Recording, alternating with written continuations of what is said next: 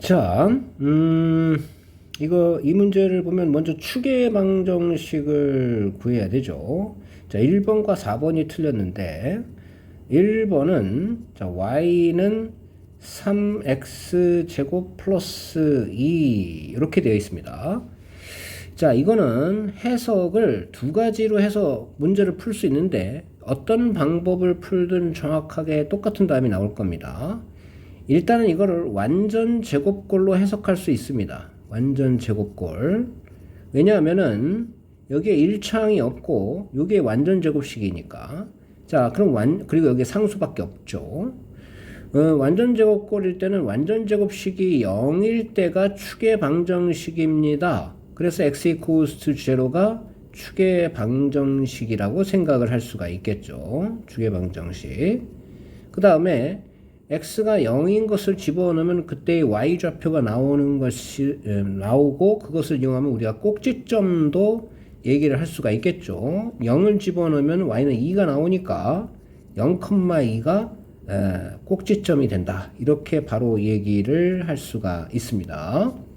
그럼 이거를 일반형으로 해석을 하면은 아까는 완전 제곱식을 0을 만드는 x값을 이용을 했죠. 완전 제곱꼴이라고 생각을 해서. 하지만 일반형인 경우에는 추계 방정식을 만드는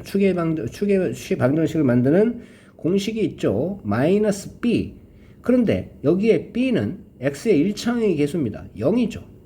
그 다음에 2a 6이죠. 그러면 이건 결과적으로 0입니다. 따라서 x equals to 0가 추계 방정식이다. 똑같은 결과가 나오게 되겠죠. 그 다음에 x 대신에 0을 수식에 집어넣은 y좌표가 2니까 그의 꼭지점의 좌표가 0,2다. 역시 똑같은 결과가 각각 나온다라는 것을 우리가 확인할 수가 있겠습니다. 자, 그 다음에 4번을 보면요. 4번은 주어진 게 y는 마이너스 2x 제곱에 플러스 6x 이렇게 있는데 이것도 두 가지 해석이 가능합니다.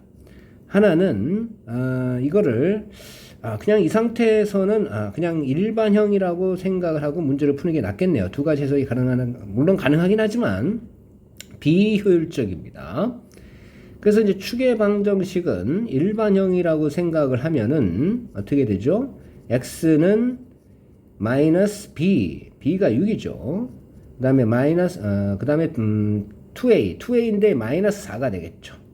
그래서 2분의 3이 추계 방정식이다. 이렇게 얘기를 할 수가 있겠습니다. 자, 그러면은 꼭지점의 y좌표를 알기 위해서 x 대신에 2분의 3을 대입하면 마이너스 2 곱하기 4분의 9, 그 다음에 더하기 6 곱하기 2분의 3 정리하면은 앞에 거는 마이너스 2분의 9, 뒤에 거는 플러스 9, 따라서 2분의 9가 될 것입니다. 따라서 꼭지점의 좌표는 어떻게 되겠습니까? 2분의 3, 2분의 9가 된다. 이렇게 정리가 되겠습니다. 자, 다음 보기 중에서 그 그래프를 평행 이동하여 보기 중에 다른 한 그래프와 포개할 수 없는 것은 이라고 얘기를 했습니다. 평행 이동을 해서 서로 다른 것과 포개할 수 없는 것은 이렇게 얘기를 했는데요.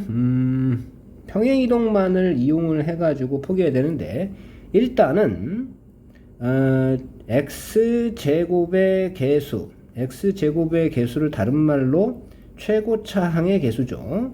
최고차항의 개수가 값이 서로 같아야 합니다.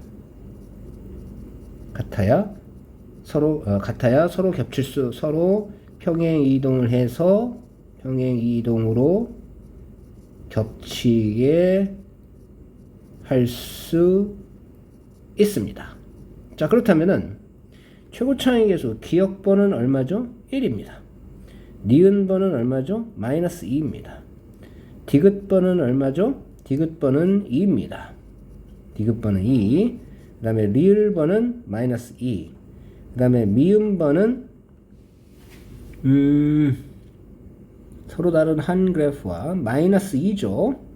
그 다음에 B6번은 1입니다. 자, 보세요. 마이너스 2라는 최고차항의 개수를 갖고 있는 경우가 세 군데나 있죠. 니은과 디귿과 미음.